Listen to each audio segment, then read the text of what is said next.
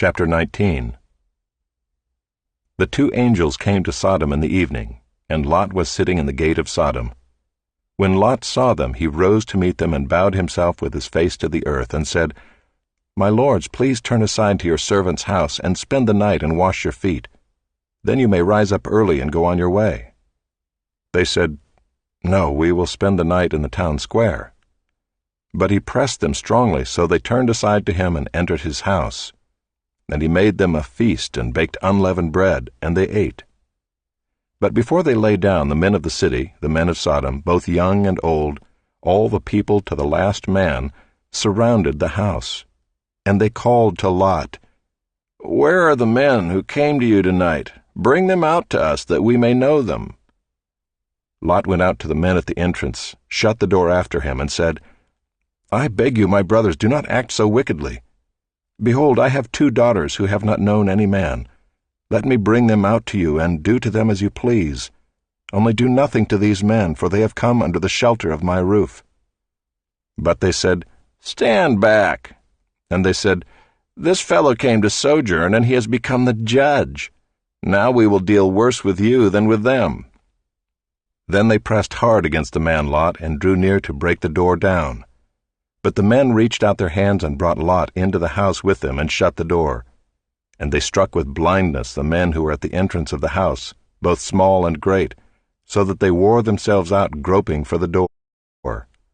Then the men said to Lot, "Have you anyone else here?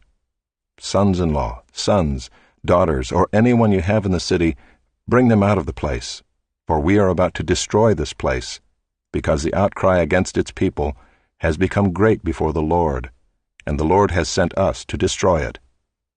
So Lot went out and said to his sons-in-law who were to marry his daughters, "Up, get out of this place, for the Lord is about to destroy the city." But he seemed to his sons-in-law to be jesting. As morning dawned, the angels urged Lot, saying, "Up, take your wife and your 2 daughters who are here, lest you be swept away in the punishment of the city." But he lingered. So the men seized him and his wife and his 2 daughters by the hand, the Lord being merciful to him, and they brought him out and set him outside the city. And as they brought them out, one said, "Escape for your life. Do not look back or stop anywhere in the valley. Escape to the hills, lest you be swept away." And Lot said to them, "Oh no, my lords.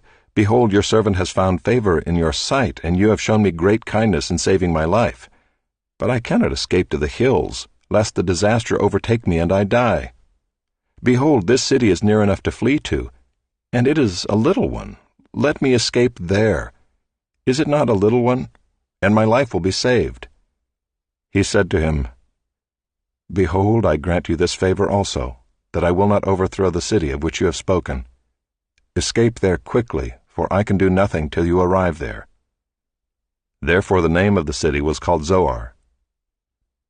The sun had risen on the earth when Lot came to Zoar. Then the Lord rained on Sodom and Gomorrah sulfur and fire from the Lord out of heaven, and he overthrew those cities and all the valley and all the inhabitants of the cities and what grew on the ground. But Lot's wife behind him looked back, and she became a pillar of salt. And Abraham went early in the morning to the place where he had stood before the Lord, and he looked down toward Sodom and Gomorrah and toward all the land of the valley. And he looked, and behold, the smoke of the land went up like the smoke of a furnace. So it was that when God destroyed the cities of the valley, God remembered Abraham and sent Lot out of the midst of the overthrow when he overthrew the cities in which Lot had lived. Now Lot went up out of Zoar and lived in the hills with his 2 daughters, for he was afraid to live in Zoar. So he lived in a cave with his 2 daughters. And the firstborn said to the younger, "Our father is old, and there is not a man on earth to come in to us after the manner of all the earth. Come, let us make our father drink wine, and we will lie with him, that we may preserve offspring from our father." So they made their father drink wine that night. And the firstborn went in and lay with her father. He did not know when she lay down or when she arose. The next day the firstborn said to the younger, "Behold, I lay last night with my father. Let us make him drink wine tonight also. Then you go in and lie with him, that we may preserve offspring from our father." So they made their father drink wine that night also. And the younger arose and lay with him, and he did not know when she lay down or when she arose.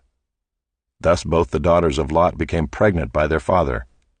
The firstborn bore a son and called his name Moab.